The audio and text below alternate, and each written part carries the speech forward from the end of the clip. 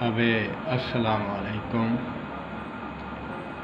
میری بیوی کو یار پٹانا ہی نہیں آتا، کم از کم مجھے تو پٹا سکے۔ ابے عقل کے اندھے، جس کو پٹانا آتا ہے وہ پہلے کسی کو پٹا چکی ہوتی ہے، تبھی تمہیں پٹائے گی۔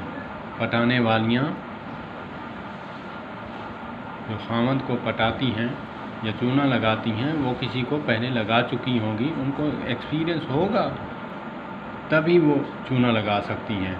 جیسے صحابیات، وہ چونا نہیں لگاتی تھیں، وہ صرف اللہ اور اس کے پیارے حبیب صلی اللہ علیہ وآلہ وسلم کی تعلیمات پر عمل کرتی۔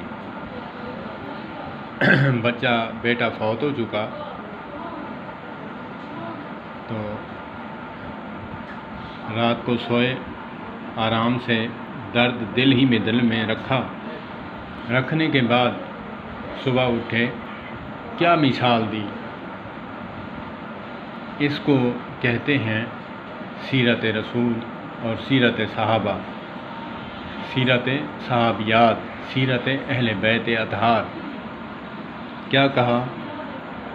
قربان جاؤں ان ہستیوں پر جنہوں نے ہمیں مثالیں دیں، ہمیں ایگزامپل دیا، ہم ان کو چھوڑ دیا۔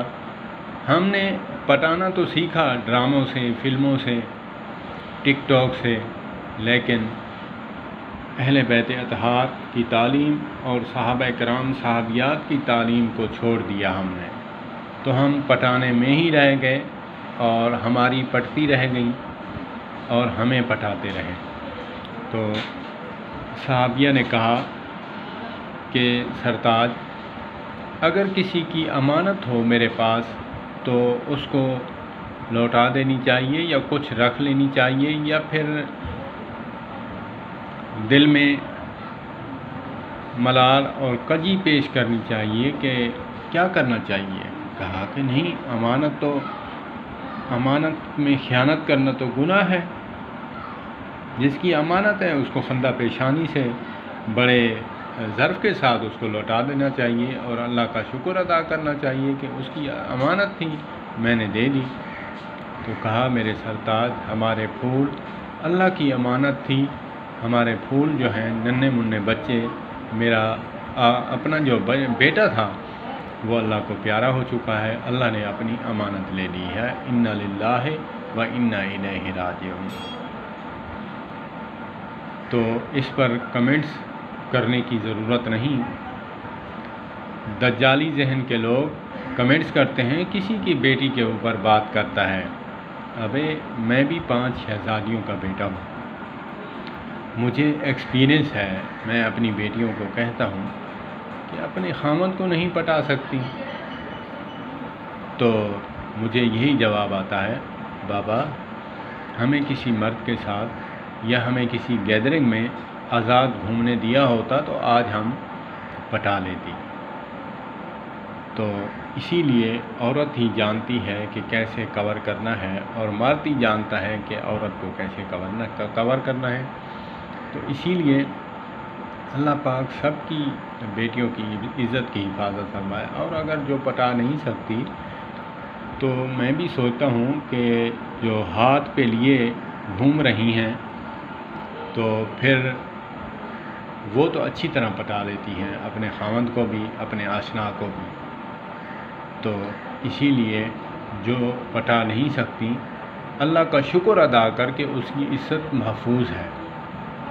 جو پٹا لیتی ہے، تجھے چونا لگا لیتی ہے، تو سمجھ کہ تیری عزت محفوظ نہیں۔